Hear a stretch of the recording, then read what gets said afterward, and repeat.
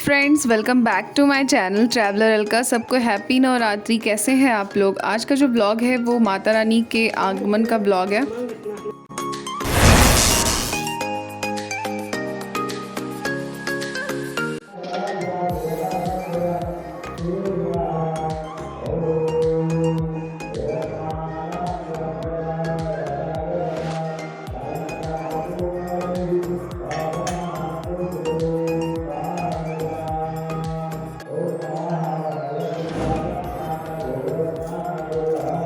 रात्रि दोस्तों, आज मैं सुबह ही ब्लॉग बना लिया था मैंने और अपलोड भी करने वाली थी, पर हुआ क्या मेरे साथ, मैंने पूरा माता रानी के आगमन से लेके पूरा ब्लॉग बनाया और जब उसको एडिट किया तो उसकी क्लिप्स ही डिलीट हो गया। पता नहीं ऐसा क्यों हुआ और इसकी वजह से फिर मैं ब्लॉग नहीं डाल पाई। और आज अष्टमी पड़ने वाला है तो पूजा वगैरह भी करना था। बहुत ही बुरा लगा क्योंकि वो क्लिप्स मैं फिर से रिकवर नहीं कर पाई और उसमें मैंने पूरा क्लिप लिया हुआ था। आज हम लोग 3 बजे उठे थे क्योंकि माता रानी का आगमन का जो एक हाथ से ये मेरे से खुल ही नहीं रहा, कोई बात नहीं।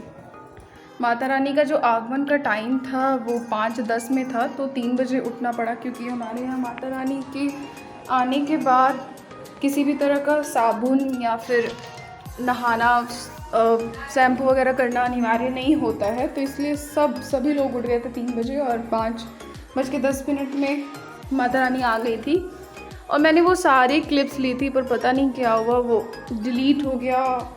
पता नहीं क्या हुआ, मैंने पूरा एडिट कर लिया। जब मैं अपलोड करने वाली थी तो देखा कि पूरा क्लिप्स ही डिलीट हो चुके थे, बस उसमें वॉइस था।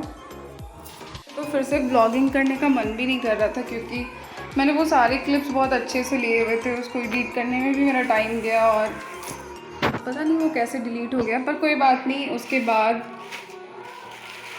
बाद मैंने थाल भी दिखाया था। जब माता रानी आती है तो सबके घर से थाल जाती है और वो थाल जो होता है वो माता रानी के आगमन में उनके स्वागत के लिए होता है, जिसमें चावल, प्रसाद और चूड़ियाँ, सिंदूर, ये सब चीज़ें रहती थी। तो वो सारे क्लिप्स मैंने लिया था, पर वो डिलीट हो गया है। पर कोई बात नहीं, उसके बाद से हम ब्लॉग कंटिन्यू करते हैं। आज से अष्टमी पड़ने वाला है और अष्टमी 6:15 से कुछ भी खाना पीना नहीं है क्योंकि अष्टमी पड़ जा रहा है उस टाइम से। तो मैंने खा पी लिया है और मंदिर में जाके आरती भी कर लिया मैंने। अब घर के जो चौकी का पूजा है उसकी तैयारी कर लेती हूँ ताकि पंडित जी जब आए तो सब कुछ रेडी रहे, टाइम नहीं लगे, क्योंकि पंडित जी को फिर मंदिर में भी आरती करवाना पड़ता है।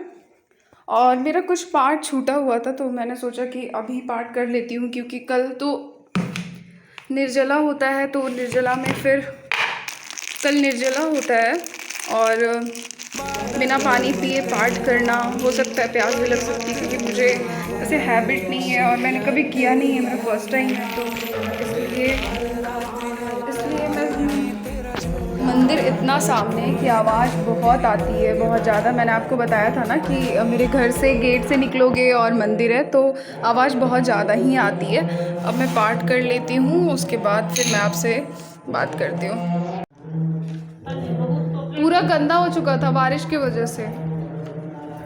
अभी मम्मी नवग्रह और जितने भी माता रानी का फूल होता है ना जो सुबह चढ़ता है उसको उतारती हैं और फिर शाम को नया फूल चढ़ता है, क्योंकि शाम होते होते वो फूल मुरझा जाते हैं। ऐसे उतारना ज़रूरी नहीं है, पर ऐसे अच्छा दिखने के लिए और थोड़ा अच्छा लगता है। फिर से पूजा होता है तो उसमें बहुत ज़्यादा फूल हो जाते हैं।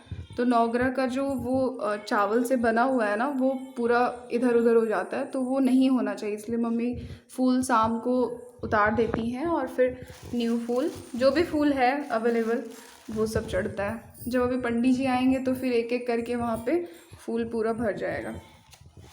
मैं पाठ कर लेती हूँ, उसके बाद आपसे बात करती हूँ। का भी करते हैं, उनका नंबर हमेशा यही होता है, हमको समझ में नहीं आता कि उनका नंबर कौन सा है।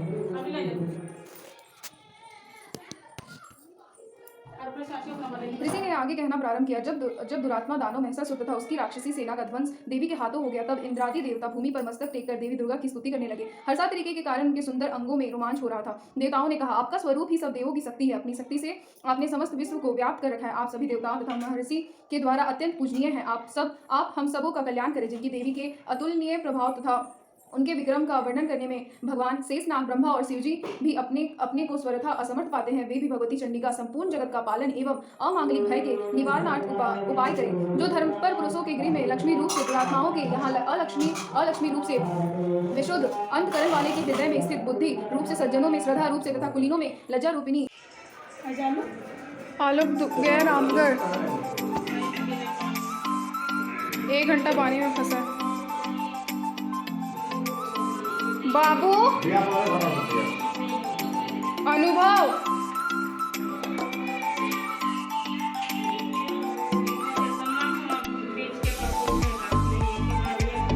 ये लड़का सुनता ही नहीं, फोन में बिजी रहता है। चलो आरती करने, खड़ा रहो, पहले बैठा नहीं जाओ। प्रणाम करो।